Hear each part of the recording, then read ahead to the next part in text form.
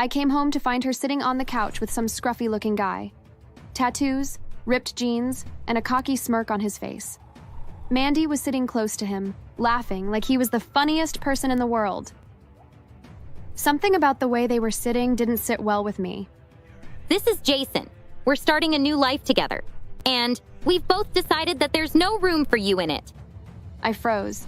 I couldn't believe what I was hearing. What are you talking about? This is my home too. Not anymore. Jason and I need a fresh start. You don't fit into it. Mandy, please. I don't have anywhere else to go. Jason stood up with a stupid, smug smile on her face. You heard her. Pack your stuff and get out. You can't do this. Mandy, I'm your sister. I've done enough for you. It's time you figured things out on your own. Leave my house. I cried as I packed everything I could into 2 suitcases. Mandy didn't even look at me. She was too busy laughing at something Jason said. When I was done, I dragged my bags to the door. I looked back at Mandy one last time, hoping she'd stop me, apologize, do anything to show she cared. She didn't even glance up. I walked out, dragging my bags down the hall with tears streaming down my face. I felt like my heart had been ripped out of my... When our parents died, I was only 19. Mandy, my older sister, was 25, and the only family I had left. She took me in, and for a moment, I thought it would be a fresh start for both of us. But Mandy wasn't the same person she used to be. At first, it was small things. She'd boss me around, criticize everything I did, and make me feel like a burden. If I folded laundry, it wasn't done right. If I cooked dinner, it wasn't edible. Once I made a simple pasta dish to surprise her after work. She walked in, took one look, and scoffed. What's this? Dog food? You can't even boil pasta properly? She dumped the entire pot into the trash without even tasting it. I tried hard not to cry while she ordered takeout, and I told myself it was just stress, that she was grieving too. I thought she'd come around. But it only got worse. Mandy started bringing guys home. Random men, strangers, to me. She never introduced them, and she didn't care how uncomfortable it made me feel. One night, I was watching TV when she came in with a guy, giggling like a teenager. Are you blind, Sasha? Can't you see I'm with someone? Stand up and go to your room now. She spoke to me like I was a child in front of her guest. I was so embarrassed, but I did as she asked. Then there were the nights she'd kick me out entirely. It didn't matter if it was midnight, if it was raining or snowing outside, or if I had an early shift the next day. If Mandy wanted the place to herself, I had to leave.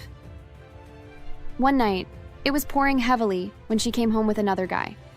I was sitting at the kitchen table, working on my laptop, when they walked in. Sasha, you need to go out tonight. It's raining, Mandy. Can he just do with me staying? He can't. And I don't care if it's raining.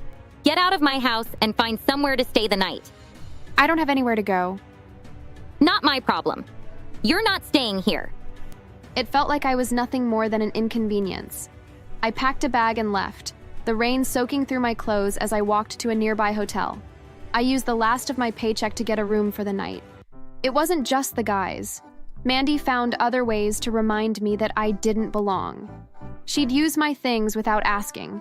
My clothes, my makeup, even my laptop. Once, I caught her wearing my favorite jacket.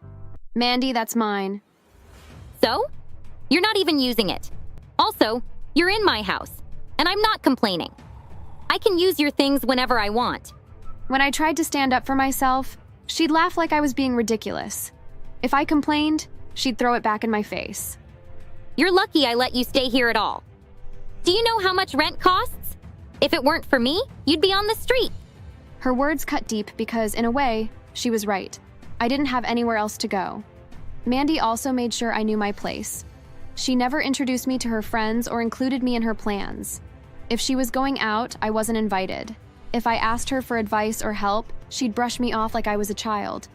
But when she needed something, I was expected to drop everything and help her.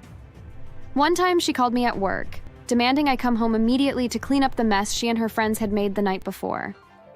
Mandy, I'm at work. So, it's your turn to clean. Come home now, or don't bother coming back at all. I left work early that day and got in trouble with my boss. Mandy didn't care. I hated it. Every moment in that house felt like walking on eggshells, but I stayed because I had no choice.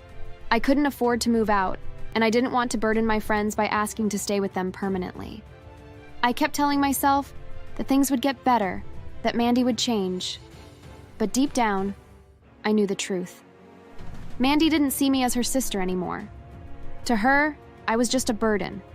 And no matter how hard I tried, nothing I did was ever good enough. Then, she met Daniel. He was rich, charming, and completely smitten with Mandy. For the first time, I thought things might change. Maybe she'd settle down and we'd finally have some stability. When she told me we were moving into a new apartment, one Daniel was paying for, I was excited. The apartment was incredible, like something out of a movie. High ceilings, a city view, everything you could imagine. I thought this was it. A fresh start. But Mandy didn't change. If anything, she got worse. She'd go clubbing almost every night, and she brought different men over nearly every day. I would hear her over the phone lying to Daniel and saying she was home all day. Sometimes she would ask me to speak to Daniel to confirm her words, and I'd lie with her. 3 months later, I came home to find her sitting on the couch with some scruffy-looking guy. Tattoos, ripped jeans, and a cocky smirk on his face. Mandy was sitting close to him, laughing like he was the funniest person in the world. Something about the way they were sitting didn't sit well with me. This is Jason. We're starting a new life together. And we've both decided that there's no room for you in it. I froze. I couldn't believe what I was hearing. What are you talking about? This is my home too. Not anymore. Jason and I need a fresh start. You don't fit into it. Mandy, please. I don't have anywhere else to go. Jason stood up with a stupid, smug smile on her face. You heard her. Pack your stuff and get out. You can't do this. Mandy, I'm your sister. I've done enough for you. It's time you figured things out on your own. Leave my house. I cried as I packed everything I could into 2 suitcases. Mandy didn't even look at me. She was too busy laughing at something Jason said. When I was done, I dragged my bags to the door. I looked back at Mandy one last time, hoping she'd stop me, apologize, do anything to show she cared. She didn't even glance up. I walked out, dragging my bags down the hall with tears streaming down my face. I felt like my heart had been ripped out of my chest. She wasn't just my sister. She was all I had left. After Mandy threw me out, I didn't know where to turn. I was completely lost, sitting on the curb with my bags and nowhere to go. But that night, my friend Lydia came through for me after I called her. She took me in without hesitation. "You're staying with me, Sasha, no arguments." I felt both relieved and guilty. Lydia didn't owe me anything, yet she treated me with the kindness Mandy never had. I learned later that Lydia's cousin was Daniel, the same Daniel who got Mandy her apartment. He'd been taking care of both of us until I got kicked out. He'd been the one paying most of her bills. It was a month after Mandy kicked me out that Lydia brought me to Daniel's office. She wanted me to help her drop off some documents for him. I didn't expect much from the meeting, but when Daniel walked into the room and saw me, he instantly recognized me. Sasha, what are you doing here? Shouldn't you be in school? I didn't understand what his question meant until he told me that Mandy informed him that I wanted to go back to school and that he'd sent all the money I'd be needing to her. I couldn't believe my ears. Even after she kicked me out, she was still using me. I told Daniel that Mandy has kicked me out since a month ago. What do you mean? I've been sending Mandy money every month for you and her. For a moment, I couldn't process what he was saying. Mandy had been collecting money from Daniel for both of us? Even after kicking me out? She was definitely giving the money to Jason. She's been lying to you this whole time. She's been cheating on you too with multiple guys. One of them is living in your apartment with her right now. I could see how angry and disappointed Daniel was. He asked me to tell him everything, and I did. I told him how Mandy treated me since our parents died, how she used his money, and how she threw me out like trash. I didn't hold back. After I finished, he sat silently for a moment. Then he spoke again. Mandy doesn't deserve my help, but you do. I'm going to help you, Sasha.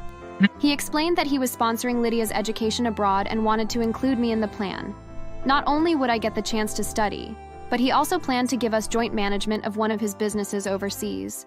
We'd be paid for our work while pursuing our education. You deserve a fresh start, Sasha. You're so young. You deserve something way better than the life your sister gave you.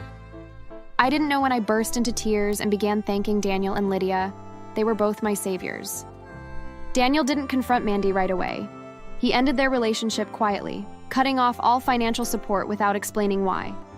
Mandy was furious, but Daniel refused to engage with her. A year passed, and I thrived in my new life. I was studying, working, and finally felt like I had a future. But then one day, my phone rang. The number wasn't saved, but I recognized Mandy's voice immediately when I answered the call. Sasha, it's me. Please don't hang up. I need to talk to you. Part of me wanted to end the call right there, but curiosity got the better of me. What do you want? Talk to you. I need your help. Her voice was shaking, and she sounded like she'd been crying. Jason left me. He took almost all my savings. That bastard never liked me. He was only there for the money. And after Daniel broke up with me, I couldn't give Jason as much as I used to. So he left me. And now I'm pregnant. I don't even know if the baby I'm carrying is his. If it's not Jason's, I can't even guess who the father is. I'm so broken. Mandy had always been reckless, but this was beyond anything I'd imagined. And that's not the worst of it. I tested positive for HIV. I can't afford treatment. The landlord kicked me out because I couldn't pay rent. I have nowhere to go, Sasha. Please, I'm begging you. Help me. For a moment, I wanted to pity her. She was my sister, after all. But then I remembered everything Mandy had done to me. How she'd treated me like garbage. How she'd thrown me out without a second thought. I don't know who you are, Mandy. Ever since you kicked me out, I've considered you dead. I'd like it to remain that way. Please, don't call this number again. Before she could respond, I hung up and blocked her number. I didn't regret it. Mandy had made her choices, and now she was facing the consequences. She wasn't my problem anymore. I later heard that Mandy gave birth to a boy, but since money was tight, she ended up washing dishes at a restaurant while taking care of her son. They lived in a tiny one-bedroom flat, and due to her illness, she had become so pale that she could no longer attract any man. As for me, Daniel and I are now married.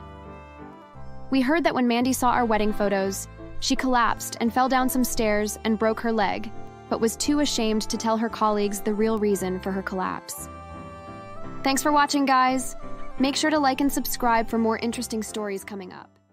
Then I wouldn't have to put up with my father's insane behavior. The first day on the job, I realized my hopes were in vain. Dad was in full command mode, barking orders, nitpicking every detail, and making it clear to everyone that he expected nothing but perfection from his son. Ryan, that report was due 5 minutes ago. Get it on my desk, now.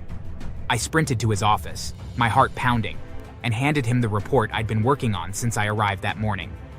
He didn't even look at it. He just tossed it aside and fixed me with his usual glare. This is barely adequate. If you're planning on working here, you better get your act together. I won't tolerate sloppiness. Yes, sir. That was my life for the next few months.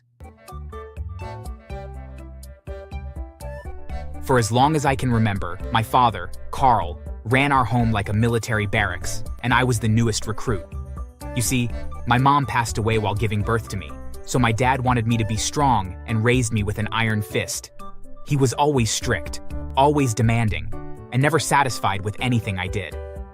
He liked things done a certain way, his way, and I was expected to fall in line. By the time I was 17, he had gotten me an internship at his company. My dad was one of the managers at Stanton Enterprises, and it wasn't like I'd been given much of a choice. It's time you learned what real work is. I'm not raising a lazy freeloader. He screamed as he was looming over me like a drill sergeant. I wasn't exactly thrilled, but I figured that if I could stick it out for a while, I'd learn something useful and maybe even save up a bit of money. Besides, it might give me a chance to show him that I wasn't a failure. That maybe, for once, I'd be good enough. Not to mention, if I saved up enough, Then maybe I could move out and get my own place. Then I wouldn't have to put up with my father's insane behavior. The first day on the job, I realized my hopes were in vain. Dad was in full command mode, barking orders, nitpicking every detail, and making it clear to everyone that he expected nothing but perfection from his son. Ryan, that report was due 5 minutes ago. Get it on my desk, now. I sprinted to his office, my heart pounding, and handed him the report I'd been working on since I arrived that morning. He didn't even look at it. He just tossed it aside and fixed me with his usual glare. This is barely adequate. If you're planning on working here, you better get your act together. I won't tolerate sloppiness. Yes, sir. That was my life for the next few months. Dad treated me like some kind of live-in errand boy. Every day was a barrage of criticism, and he didn't hold back. He assigned me the hardest tasks, piled on the hours, and made sure I never had a minute to catch my breath. I couldn't complain to anyone. It was just how things were. I didn't have friends to back me up or anyone to vent to. I just had to suck it up and keep going. One morning, as I walked to work, I saw a woman being attacked by a mugger. She was middle-aged, dressed in a professional suit, and looked completely defenseless as the man grabbed her purse and tried to shove her to the ground. Without thinking, I rushed forward. Hey, leave her alone! The mugger looked up, startled, and then made a run for it, dragging the purse along with him. I bolted after him, my heart pounding with adrenaline. When I was close enough, I lunged, tackling him to the ground. He struggled, but I held on, and soon a few bystanders rushed over to help. Within minutes, we had him pinned, and someone called the cops. The woman stood nearby, clutching her arms, her face pale. I helped her back to her feet as the police arrived, and she looked at me with wide eyes. Thank you. Thank you so much. You didn't have to do that. Are you okay? I don't know what I would have done if you hadn't been there. Thank you for recovering my purse. You're very welcome. I'm sorry to do this, but I have to go. I'm late for work. I understand. Thank you again. Truly. I didn't think much more of it as I ran toward the office, but as soon as I walked through the doors, I knew I was in trouble. Dad was waiting for me, his arms crossed and his face red with fury. Where the hell have you been? I was helping someone. A woman was being mugged, and I stopped to help her. I don't want to hear your excuses. You're late, and I can't have that kind of irresponsibility in my office. You're fired, Ryan. Fired? Are you serious? I'm only a few minutes late, and it was for a very good reason. You're damn right I am. Now get out.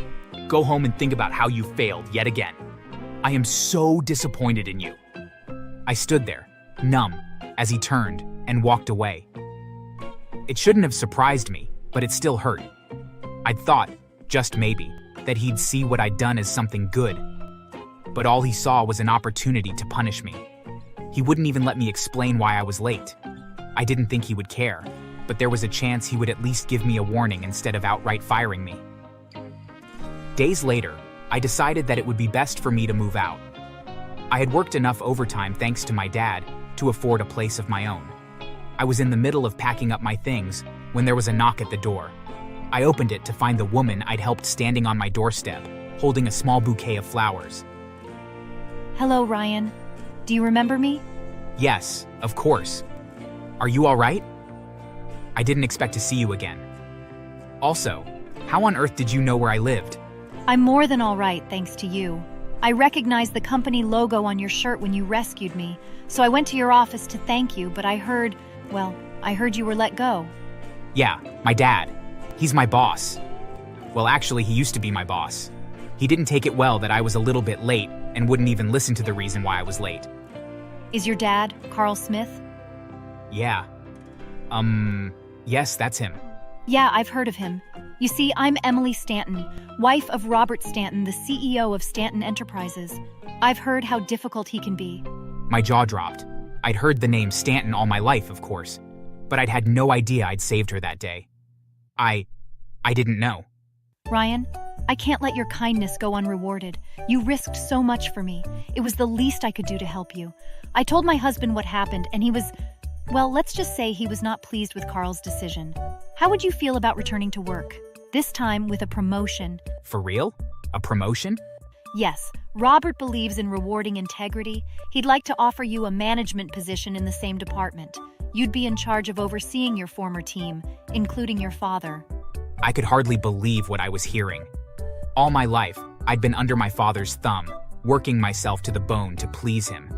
And now, thanks to Emily, I had a chance to change things. I accepted, of course. How could I not? She shook my hand, congratulated me, and promised to see me in the office soon. I decided that I would hold off with moving out until I felt secure in this new position.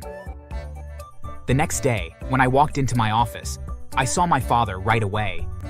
The look on my father's face when I walked back into the office a few days later was priceless. He didn't know what had happened, only that he'd been called into the conference room for a meeting with the new manager since he had been demoted. Ryan, what are you doing here? I fired you. If you think you can beg to get your job back, you could not be more wrong. I wouldn't beg you for my old job, especially since Mr. Stanton rehired me. I'm your new manager, Dad. Isn't that something? His face turned red, but he didn't say a word. I could see the confusion in his eyes, the anger he was trying to contain. For the first time, I held the power, and he couldn't do a thing about it. Once I was made a manager, the first thing I did was pack my things and rent a small house far away from my dad. Over the next few weeks, I gave him a taste of his own medicine. I assigned him the toughest projects, ones that required late nights and early mornings. I'd call him into my office at random hours, demanding updates, pushing him harder than he'd ever pushed me. Are you seriously calling me in here for this? This is such a waste of time. I'm just making sure you're pulling your weight. Can't have slackers around here, can we? Is that understood? Yes, sir, it's understood.